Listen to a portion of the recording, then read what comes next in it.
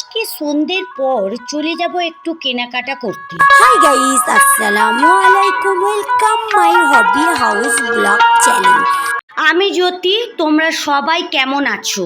আলহামদুলিল্লাহ, তোমাদের ভালোবাসা ও দোয়ায় আমি খুব ভালো আছি। নামাজ পড়ে চলে এসেছি ইফতার সাজানোর জন্য।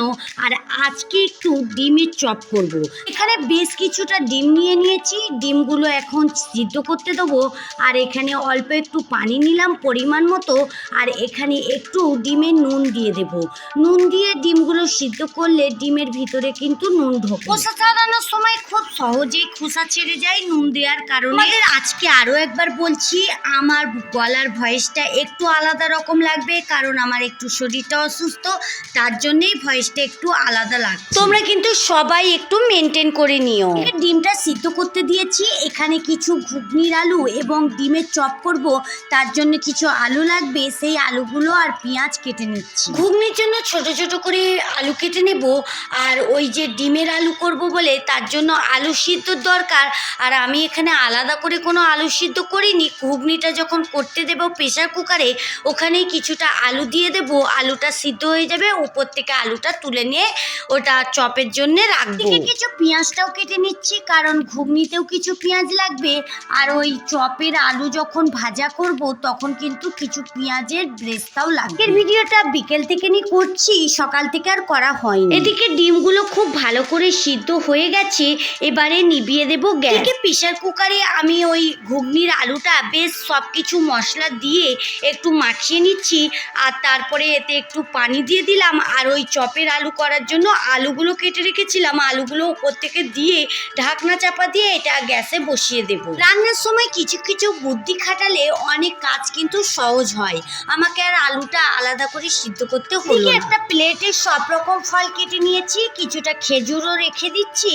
আর এখন একটা প্লেটেই রয়েছে, পরে অনেক প্লেটে সবাইকে সবার মতো দিয়ে দেব। চলো চাপা দিয়ে টেবিলে রেখে এসেছি। এবারে ডিমটা একটু ঠান্ডা হয়ে গেছে, আমি এবারে ডিমের খোসাগুলো খুব ভালো করে ছাড়িয়ে নিচ্ছি। ইফতারের পর যাব একটু রামতলায় একটু কেনাকাটা করতে। তো আগের ভিডিওই বলেছি, ঈদের কেনাকাটা কিন্তু কাউরই শেষ হয় না চাঁদ রাত পর্যন্ত। কার কার এরকমটা হয় বলো তো, আমাকে কমেন্ট করে জানাবে। আজকে যাব কিছু মেয়ের জন্য জুয়েলারি বা কসমেটিক বা হার, কিছু চুড়ি ব্রেসলেট এগুলো কেনার জন্য। তবে দেখি কি কেনা যায়। মেয়েদের শুধু জামা কাপড় জুতো এগুলো কিনলেই তো হবে না, মেয়েদের কত রকমের সাজগোজ রয়েছে, সব কিছুই কিনতে হবে। আমি তো সাজতে ভালোই বাসি, তবে আজকে আমার জন্য কিছু কিনবো না, মেয়ের জন্যই একটু কসমেটিক কেনা।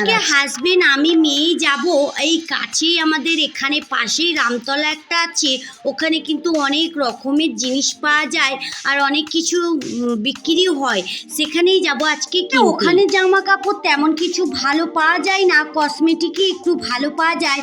আর ঘরের ওই সংসারের যাবতীয় জিনিস এগুলো কিন্তু খুব ভালো পাওয়া যায়। আমি কিন্তু সংসারে বা রান্নাঘরের জন্য কিছু প্রয়োজনীয় জিনিস ওখান থেকে কিন্তু কিনে আনি।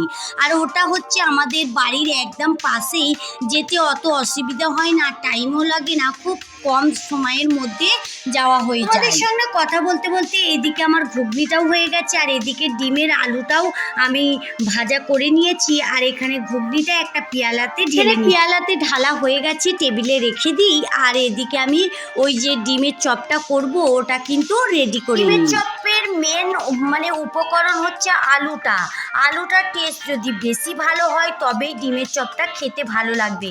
কারণ ডিমটা তো শুধু সিদ্ধ করা, আর ওই সিদ্ধ ডিমের উপরে আমি সামান্য একটু চপের মশলা আর একটু নুন দিয়ে দিয়েছি। আর আলুটাই বেশ ভালো করতে হবে। আর দেখো আমি আলু দিয়ে ডিমটাকে পুরো কভার করে দিই। একে একে ডিমগুলোকে সব কভার করে রেখে দেব। তারপরে আমি বেসনটা যেরমভাবে চপ করি ওইভাবে আমি বেসনটা গুলে নেব। এই ডিমের কিন্তু টেবিল হয়, টেবিলটা একটু আলাদা রকমভাবে প্রিপারেশন করতে হয়, আর ডিমের চপটা একটু অন্য রকমভাবে করতে হয়। ওদিকে আমি কড়াটা বসিয়ে দিয়েছি তেলটা গরম হওয়ার জন্য।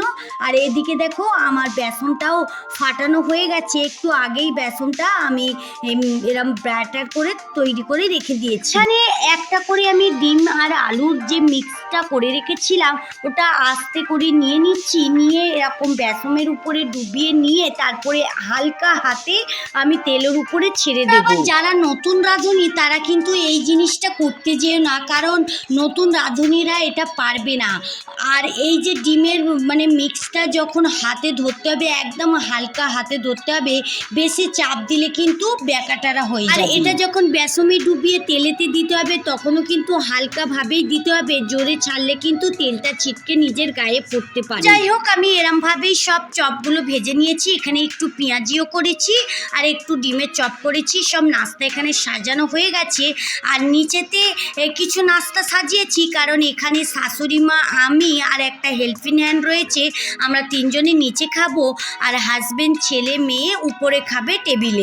ছেলে মেয়ে ওরা টেবিলেই খাবে, নিচে খাবে না, কারণ টেবিলে খেতে খেতে একটা এমন অভ্যেস হয়ে গেছে ওরা কিন্তু নিচে বসে খেতে পারে না, তাই ওদের জন্য টেবিলে দিয়েছি। আর আমরা নিচেতেই বসেছি, যখন যেটা দরকার হবে উপর থেকে নিচে করে নেওয়া যাবে। হ্যালো বন্ধুরা, আজান দিতে আর 3-4 মিনিট বাকি আছে। নাস্তা করেই আমরা চলে যাব ওই কেনাকাটা করে। চলে এসেছি কেনাকাটা করতে। আর এখানে হাজবেন্ড গাড়িটা একটু সাইড করে পার্কিং করছে, আর আমরা এখানে চলে এসেছি। অনেক ভিড় রয়েছে, তোমরা দেখতেই পাচ্ছ। আমতলা স্টেশনের পরে কিছুটা যাওয়ার পরে একটা কসমেটিকের বাজার মতো রয়েছে। এখানে কিন্তু অনেক রকমের কসমেটিক, যে যেরকম পারবে, চুড়ি, বালা, ক্লিপ, অনেক কিছু পাওয়া যায়।